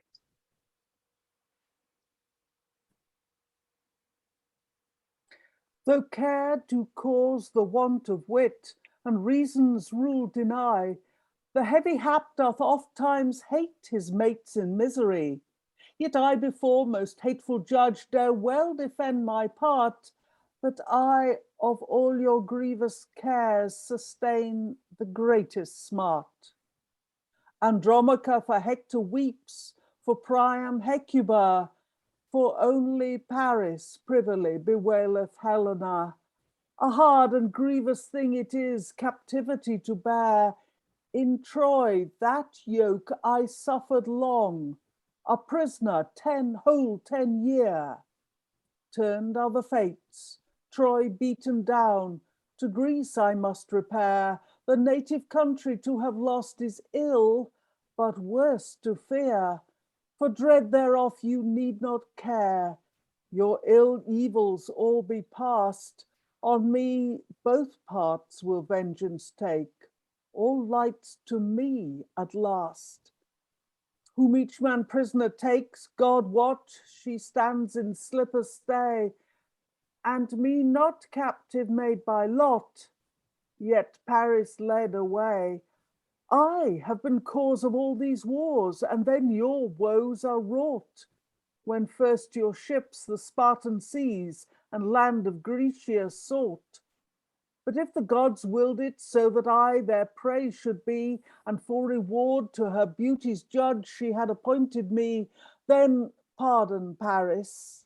Think this thing in wrathful judge doth lie. The sentence Menelaus gives, and he this case shall try. Now turn thy plaints, Andromacha, and weep for Polyxin, mine for eyes for sorrow of my heart, their tears may not refrain. Alas, what care makes Helen weep? What grief doth she lament? Declare what crafts Ulysses casts, what mischief hath he sent? Shall she from height of Ida hill be headlong tumbled down? Or else out of the turrets topping Troy shall she be thrown? Or will they cast her from the cliffs into Stygian seas, in bottom of the surging waves to end her rueful days? Show what thy countenance hides, and tell the secrets of thy breast. Some woes in Pyrrhus' wedding are far worse than all the rest. Go to, give sentence on the maid, pronounce her destiny. Delude no longer our mishaps, we are prepared to die. Would God, the expounder of the gods, would give his doom so right, that I also on point of sword might lease the loathsome light, or at Achilles' tomb with stroke of Pyrrhus' hand be slain, and bear the part of all thy fates, O wretched Polyxene, whom yet Achilles wooth to wed, and where his ashes lie, requireth that thy blood be shed, and at his tomb to die.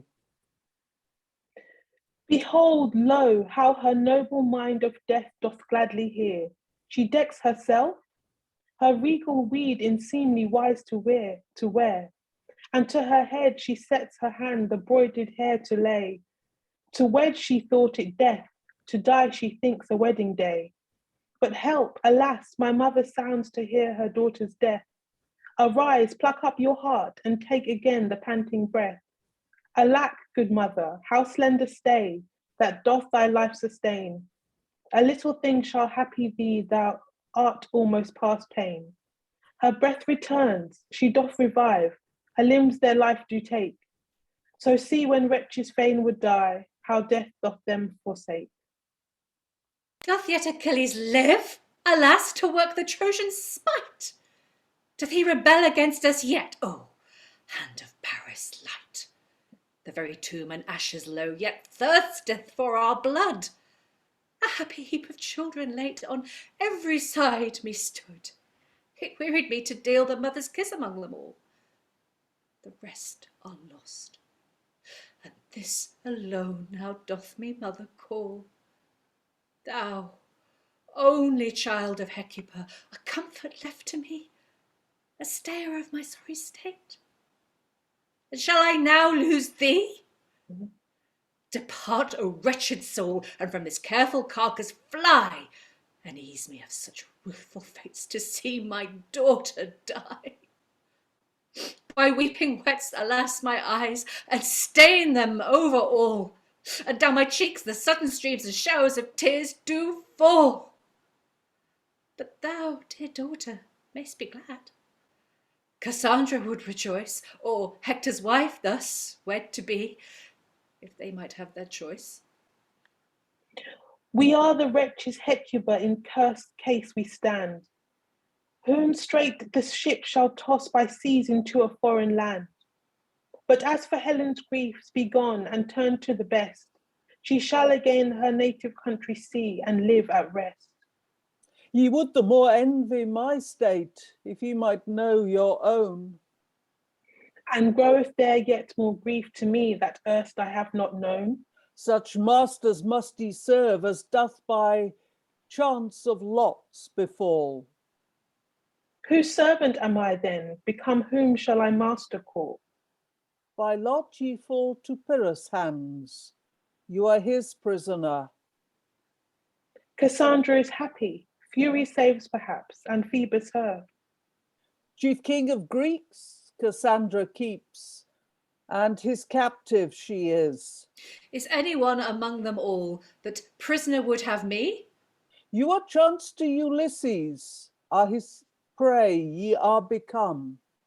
Alas! What cruel, dire, and eyeful dealer of the doom, what god unjust doth so divide the captives to their lords? What grievous arbiter is he that to such choice accords? What cruel hand to wretched folk so evil fates hath cast? Who hath among Achilles' armour Hector's mother placed? Now am I captive, and beset with all calamity. My bondage grieves me not, but him to serve it shameth me. He that Achilles' spoils hath won, shall Hector's also have? Shall barren land enclosed with seas receive my bones in grave? Lead me, Ulysses, where thou wilt. Lead me, I make no stay. My master, I and me my fates shall follow every way. Let never calm come to the seas, but let them rage with wind. Come fire and sword, mine own mischance and Priam's let me find. In meantime, haps this deep distress my cares can know no calm. I ran the race with Priamus, but he hath won the palm. But Pyrrhus comes with swift pace, and threatening brows doth rest. What stayest thou, Pyrrhus? Strike thy sword now through this woeful breast, and both at once the parents of thy father's wife now slay. Murderer of age, likes thee her blood? He draweth my daughter away. Defile the gods and stain the sprites of hell with slaughtered blood. To ask your mercy, what avails? Our prayers do no good. The vengeance ask I on your ships. that the gods may please, according to this sacrifice, to guide you on the seas. This wish I to your 1,000 sails. God's wrath light on them all, even to the ship that beareth me, whatever may befall. A comfort it is to man's calamity, a doleful flock of fellows in distress, and sweet to him that mourns in misery, to hear them wail whom sorrows like oppress. In deepest care his grief him bites the less, that his estate bewails not alone, but seeth with him the tears of many one. For still it is the chief delight in woe, and joy of them that sunk in sorrows are, to see like fates by fall to many mow, that may take part of all their woeful fare, and not alone to be oppressed with care. There is no wight of woe that doth complain, when all the rest do like mischance sustain. In all this world, if happy men were none, none, though he were, would think himself a wretch. Let once the rich with heaps of gold be gone, whose 100 head his pastures overreach, then would the poor man's heart begin to stretch. There is no wretch whose life him doth displease, but in respect of those that live at ease. Sweet is to him that stands in deep distress, to see no man in joyful plight to be, whose only vessel wind and wave oppress. Full sore his chance bewails and weepeth he, that with his own none other's wrack doth see. When he alone makes shipwreck one the sand, and naked falls to long desired land.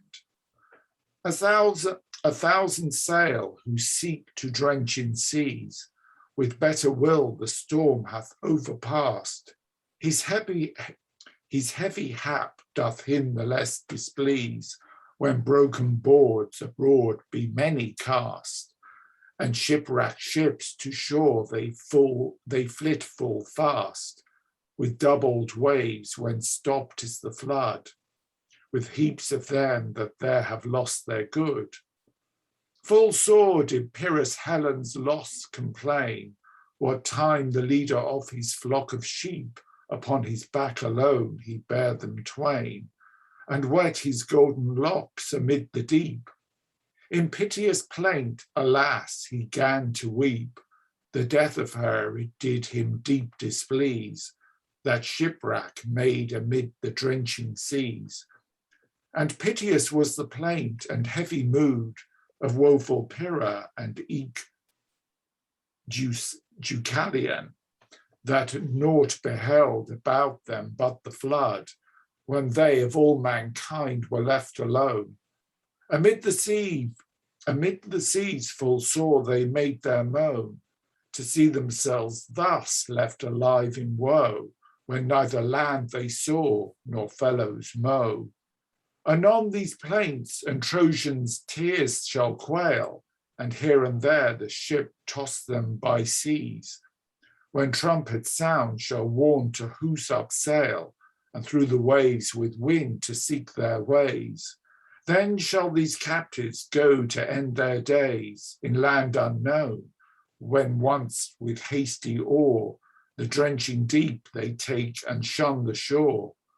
What state of mind shall then in wretches be, when shore shall sink from sight and seas arise, when Ide hill to lurk aloof they see? Then point with hand from far where Troia lies, shall child and mother, talking in this wise, lo, yonder Troy, where smoke it fumeth high, by this the Trojans shall their country spy. And now the final Act 5, Nuncius approaches. O dire, fierce, wretched, horrible, O cursed fates accursed, of Mars his 10 years' bloodshed blows, the woefulest and the worst. Alas, which first should I first bewail? Thy cares, Andromacha, or else lament the wretched age of woeful Hecuba? Whatever man's calamities ye wail for, Mine it is. I bear the smart of all their woes. Each other feels but his. Whoever he, I am the wretch all haps to me at last. Slain is the maid, and from the walls of Troy the child is cast. But both, as then became, they took their death with stomach stout. Declare the double slaughters then, and tell the whole throughout. One tower of all the rest ye know doth yet in Troy remain, where Priam wanted was to sit and view the armies twain. His little nephew eke with him to lead, and from afar his father's fights with fire and sword to show on feats of war. This tower, sometime well known by fame and Trojans honour most, is now with captains of the Greeks beset on every coast.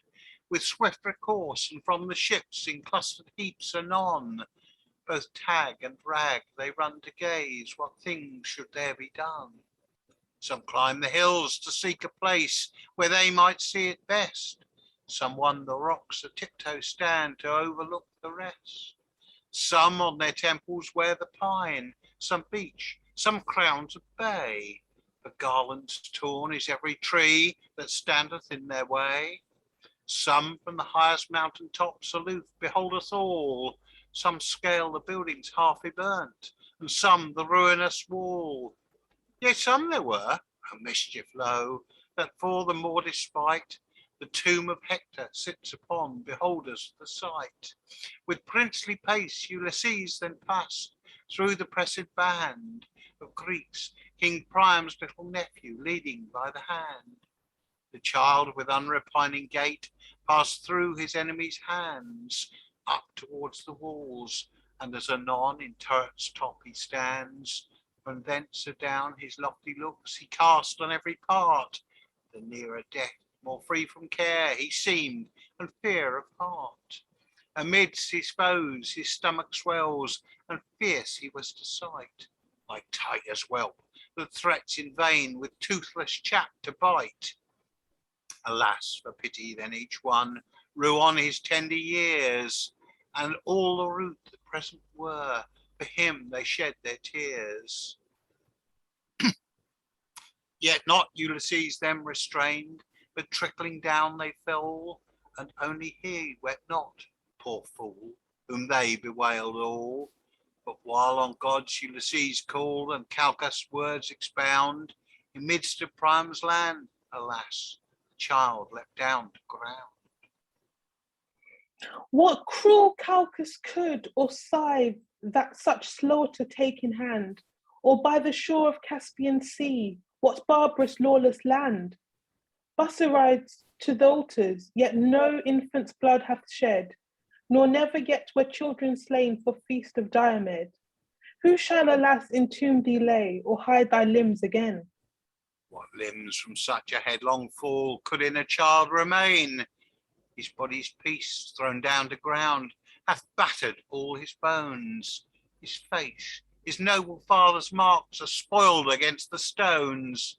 His neck unjointed is, his head so dashed with flint's own stroke, that scattered is the brain about, the skull is all to broke.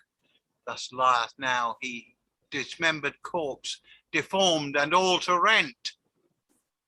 Lo, herein doth he yet likewise his father represent. Time the child hath headlong fallen thus from walls of Troy, and that the Greeks themselves bewailed ye slaughter of the boy. Yet straight return they back, and Achilles' tomb again, a second mischief go to work, the death of Polixenes. To this tomb the wave of surging seas beset the utter side, the other part the fields enclosed about, and pastures wide, and vale environed with hills that round about do rise, a slope on height erected are the banks in theatre wise. By all the shores then swarm the Greeks, and thick on heaps they press. Some hope that by her death they shall their ships delay release. Some other joy their enemies stock, thus beaten down to be a great part of the people, both the slaughter hate and see. The Trojans eke no frequent their own calamities, and all afraid beheld the last of all their miseries, when first proceeded torches bright as guise of wedlock is, and author thereof led the way, the lady Tyndaris. Such wedlock may the Trojans then God send Harmonia, and would to God her husband so restored were Helena. Fair maid each part, for Lixni her bashful look downcast, and more than erst her glittering eyes and beauty shined at last. As sweet as seems then Phoebus' light, when down his beams do sway, when stars again with night at hand oppress the doubtful day. Astonished much the people were, and all they her commend, and now much more than ever erst they praised her at the end. Some with her beauty moved were, some with her tender years, some to behold the turns of chance, how each thing thus wears. But most of them moves her valiant mind, and lofty stomach high, so strong, so stout, so ready of heart, and well prepared to die. Thus pass they forth, and bold before King Pyrrhus goeth the maid. They pity her, they marvel her, their hearts were all afraid. As soon as then the hard hill top, where die she should, they trod, and high upon his father's tune the luteful Pyrrhus stood. The manly maid she never shrank, one foot nor backward drew, but boldly turns to meet the stroke with stout unchanged hue. Her courage moveth every one, and lo, a strange thing monstrous like, that Pyrrhus even himself stood still for dread, and durst not strike. But as he had his glittering sword in her to help updone, the purple blood, a mortal wound, then gushing out it spun. Nay, yet her courage her forsook, when dying in that stound, she fell as the earth should her revenge with ireful range to ground. Each people wept, the Trojans first, with privy fearful cry. The Grecians eke, each one bewailed her death apparent lie. This order had the sacrifice, her blood the tomb updrank. No drop remained above the ground, but down forthwith it sank. Go. Now go, ye Greeks, and now repair ye safely home. With careless ships and hoised sails, now cut this salt sea foam. The child and virgin both be slain, your battles finished are. Alas, where shall I end my age, or whither bear my care? Shall I my daughter, or my nephew, or my husband moan? My country else, or all at once? Or else myself alone? My wish is death, that children both and virgins fiercely takes. Wherever cruel death doth hast to strike, it me forsakes. Amid the enemy's weapons all, amid both sword and fire, all night sought for, thou fleest from me that do thee most desire. Not flame of fire, nor fall of tower, not cruel enemy's hand hath rid my life. How near, alas, could death to Priam stand? Now captives all, with swift recourse, repair ye to the seas. Now spread the ships their sails abroad, and forth they seek their ways. And thus ends the text. A lot of words passed under the bridge there. Anyone who needs to duck out straight away, feel free to do so. It's absolutely fine. We have gone a little over time. But otherwise, any thoughts from the room? Obviously, a lot of that's Seneca. It's this play has had more intervention than others. But a lot of that's from the source, and there's some powerful stuff in there. Sarah, Correct me if I've got my wires crossed, but I think you said before we started recording that this was the first of several Seneca translations, and I think there hadn't been really many Seneca translations in English before this. Am I right? Yeah, Yeah. we haven't got any that the people have been studying it in Latin for ages, Yeah, but there isn't a popular there's not been translation a. that is being published. I am just trying to imagine what an impact this must have had when it was first read in English. I mean, other people who know the original, my knowledge of the original Seneca is, I was going to say limited, but it's not even limited. It just doesn't exist. But I mean, for an English person who can't read the original, who doesn't have access to the original, like, to be able to read this and have it just all come off the page, it must have created, like, it must have just blown people's minds. I mean, the thing is, it's we've done a straight through reading, and yes, there's a lot of words, and yes, he does repeat himself a lot, but some of the language and the imagery and just the emotion, I mean, it must have just caused an absolute sensation, I can imagine. At the time, it would be amazing to go back and see someone's reaction to reading this for the first time. Yeah, it's one of those things that the way we do this is, reading things without much context and just seeing how they land. And it's one of those things that to test received wisdom that these Senecan translations are important, and we've only read 2 of them in these sessions, but we can really see what's going to come out of this, and it's really clear. It's a commonplace because it's pretty damn true.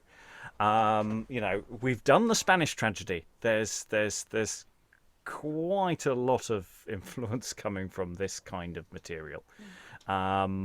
Mixed with all sorts of other stuff, and we'll see this influence in other things, and there's other literature coming bang on top of this as well, that we're doing on the Patreon feed, looking at the Mirror for Magistrates, which lands at pretty much exactly the same time as this does in print, and they're both dealing with classical texts, they're dealing with history in this way, and I think you're absolutely right. Other thoughts? Anyone wants to leap in?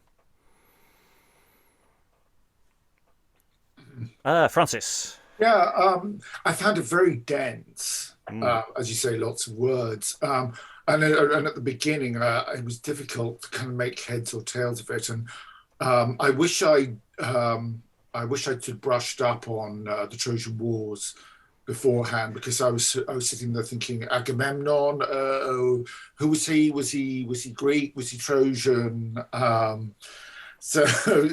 But once we got to the scene between Ulysses and Andromacha, sorry. It was much clearer and really powerful. And as Sarah says, you could feel the emotion in it. Alan. And then Rachael, I think. I must admit, I'm wondering just how much background knowledge the audience were expected to have of this, of the various stories. I take Sarah's point that, for people hearing this for the first time in English, would probably have been fairly electrifying. But all of the backstory stuff of Iliad, Odyssey, was that available in translation prior to this? I mean, I don't know what's about. There might be some stuff that is about, but I don't know how detailed that is. So off the top of my head, I can't say what's bouncing around. That might be giving you, maybe not everything, but there might be stuff about that's giving you something. I mean, as I said earlier, this text does seem to be determinedly giving you more information than the original play would have done, as if to fill in some of those gaps.